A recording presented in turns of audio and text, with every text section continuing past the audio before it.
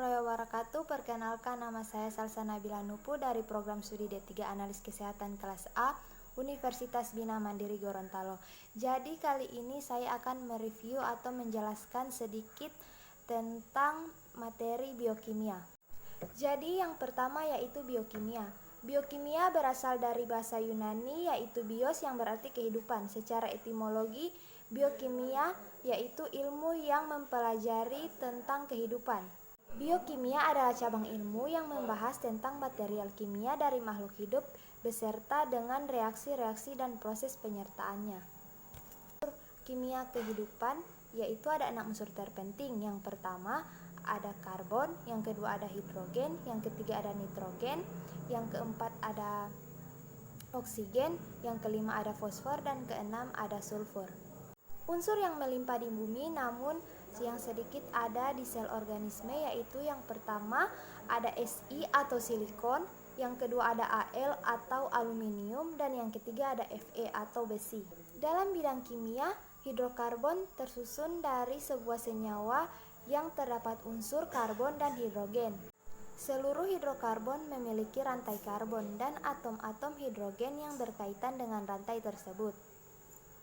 Berdasarkan jenis ikatan antara atom karbon, hidrokarbon dapat dibedakan menjadi dua, yaitu hidrokarbon tak jenuh dan hidrokarbon jenuh. Kemudian karbohidrat. Karbohidrat yaitu dapat dibagi antara dua jenis. Yang pertama, karbohidrat sederhana dan karbohidrat kompleks. Karbohidrat juga memiliki perbedaan dalam struktur kimiawinya. Secara umum, karbohidrat sederhana hanya mengandung gula dasar yang dapat dan mudah dicerna oleh tubuh. Kemudian karbohidrat kompleks. Karbohidrat jenis ini yaitu memiliki rantai yang cukup panjang. Jadi membutuhkan waktu untuk mencerna dan menyerap karbohidrat ini. Kemudian karbohidrat memiliki fungsi yaitu yang pertama sebagai sumber energi dan energi simpanan, dan yang kedua yaitu komponen struktural dinding sel dan eksoskeleton. Yang ketiga yaitu molekul pembawa informasi dalam signaling antar sel. Kemudian karbohidrat dapat berikatan secara kovalen dengan protein, membentuk glikoprotein dan proteoglikan. Klasifikasi karbohidrat yaitu yang pertama berdasarkan jenis gugus fungsi, yang kedua berdasarkan jumlah rantai karbon, dan yang ketiga yaitu berdasarkan jumlah unit gula. Klasifikasi berdasarkan jenis gugus fungsi yaitu yang pertama ada aldosa, karbohidrat yang mengandung gugus fungsi aldehid. Yang kedua ada ketosa, karbohidrat yang mengandung gugus fungsi keton. Klasifikasi berdasarkan unit gula. Yang pertama ada monosakarida, yang kedua ada disakarida, dan yang ketiga ada oligosakarida, dan yang terakhir yaitu ada polisakarida. Kemudian lemak. Lemak adalah nonpolar dan hidrofobi. Pada sel makhluk hidup, lemak yaitu berfungsi sebagai struktural. Misalnya komponen membran plasma, vitamin, dan juga hormon.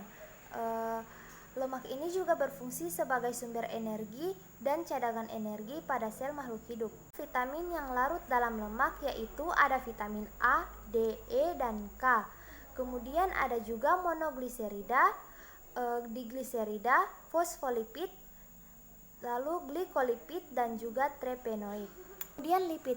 Lipid adalah suatu senyawa yang sangat diperlukan dan merupakan suatu senyawa heterogen dari jaringan.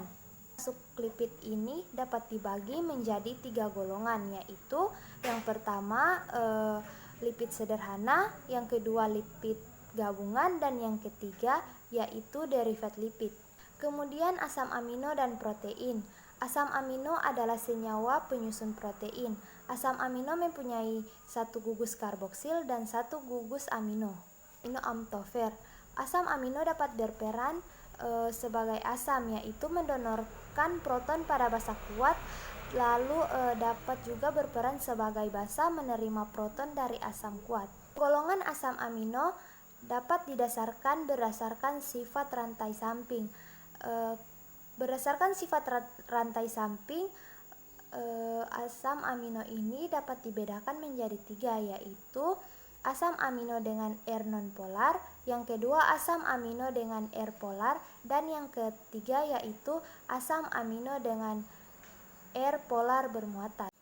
Kemudian protein. Apa sih protein itu?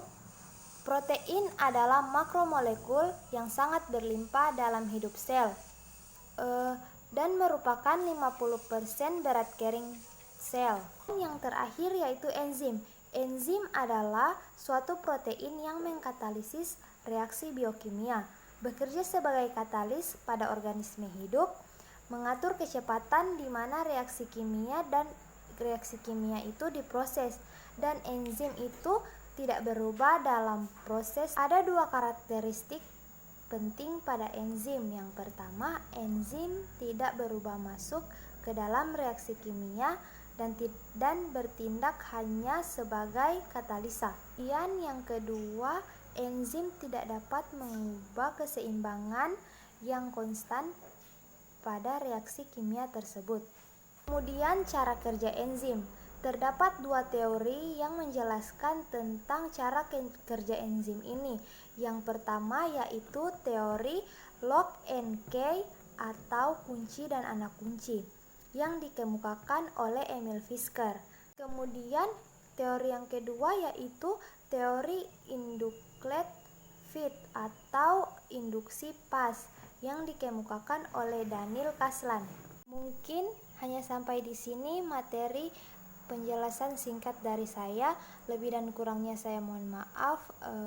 Assalamualaikum warahmatullahi wabarakatuh.